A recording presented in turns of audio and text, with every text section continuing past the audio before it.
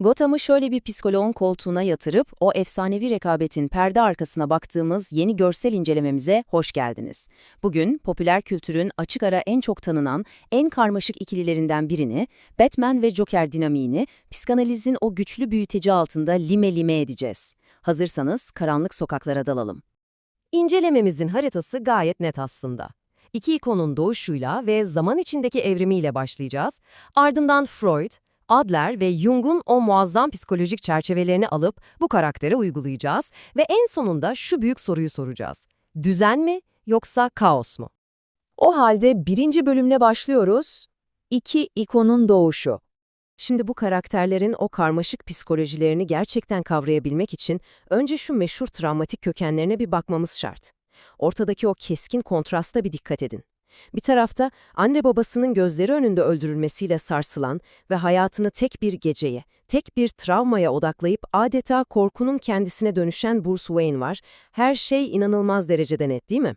Ama diğer tarafa, hemen bir yıl sonra yaratılan Joker'e baktığımızda olay tamamen muğlaklaşıyor. Alan Moore'un o efsanevi öldüren şakasını düşünün. Başarısız bir komedyen, korkunç bir gün, kimyasal bir kaza ve deliliğe tam bir serbest düşüş. Yani biri travmasını sarsılmaz somut bir yemine dönüştürürken diğeri kaosun tam anlamıyla vücut bulmuş haline geliyor. İkinci bölümümüz zaman içinde evrim. Bakalım yıllar bu ikiliye neler yapmış. İnanması güç ama bu dinamik öyle birdenbire bugünkü karanlık haline gelmedi. Başlangıçta o basit çizgi roman panellerinde daha karikatürize figürlerdi. Fakat 80'lere geldiğimizde işin rengi tamamen değişti.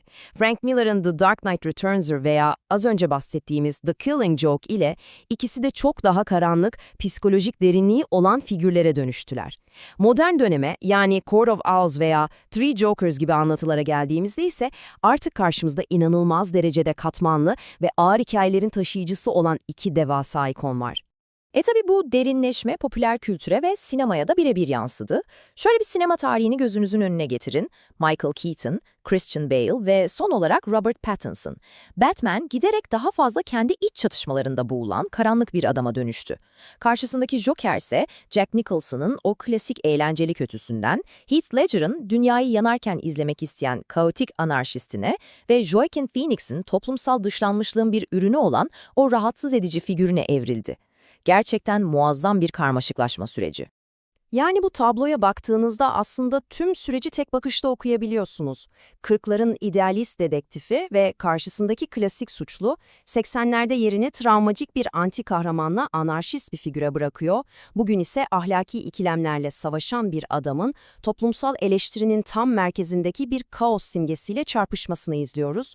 Bu paralel evrim yapacağımız şu klinik analiz için kelimenin tam anlamıyla kusursuz bir zemin hazırlıyor.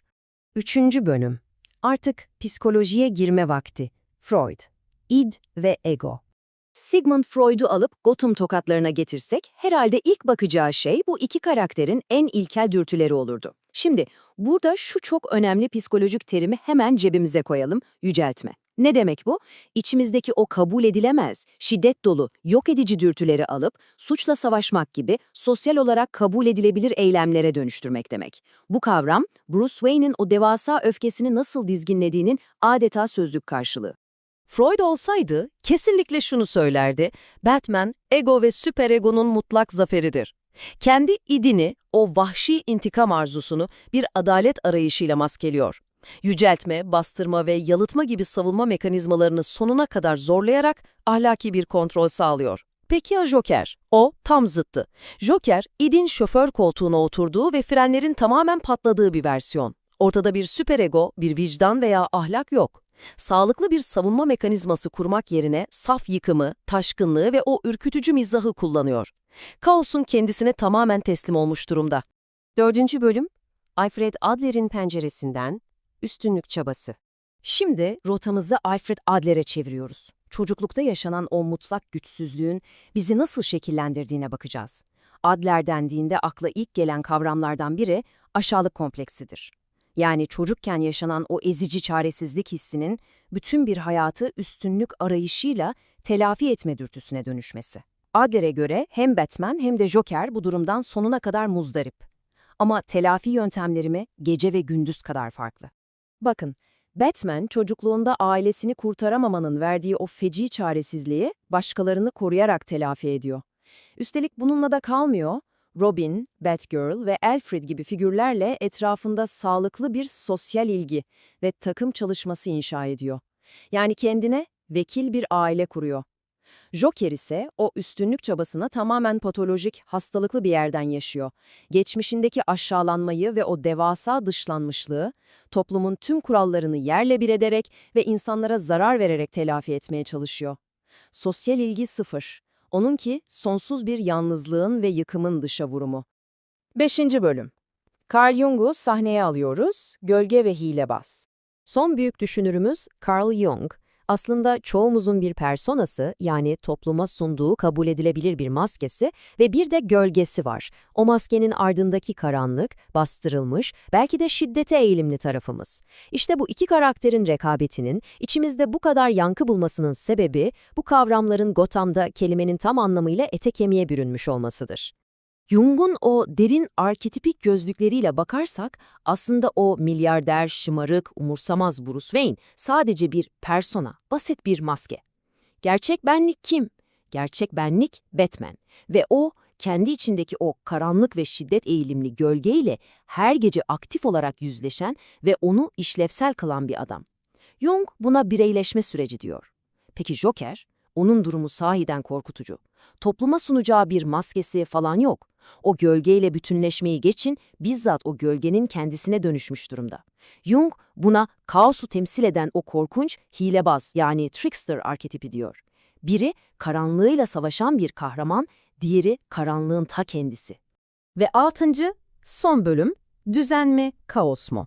Evet, şimdi tüm bu psikolojik resmi bir araya getirelim ve şu özete bir bakalım.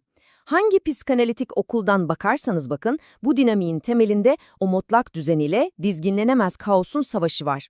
Freud'a göre egonun kontrolü zincirlerinden boşanmış ide karşı, Adler'a göre sağlıklı bir üstünlük çabası, hastalıklı bir yıkıma karşı, Jung'a göre ise kendi karanlığıyla yüzleşen kahraman, gölgelerde tamamen kaybolmuş o hilebaza karşı. Ve tüm bu derinlemesine analiz bizi o çok kışkırtıcı soruyla baş başa bırakıyor. Jung'un da iddia ettiği gibi, eğer Joker tam manasıyla Batman'ın gölgesi ise, kaos olmadan düzen gerçekten var olabilir mi? Eğer onlar madalyonun birbirinden ayrılamaz iki yüzü ise, belki de Batman'ın o kutsal savaşı, aslında Joker'i hayatta tutan ve ona anlam veren şeyin ta kendisidir. Ne dersiniz? Batman Joker olmadan var olabilir mi? Bugünlük incelememizin sonuna geldik. Umarım bu efsanevi ikiliye farklı bir gözle bakmanızı sağlayabilmişimdir. Bir sonraki analizimizde görüşmek üzere.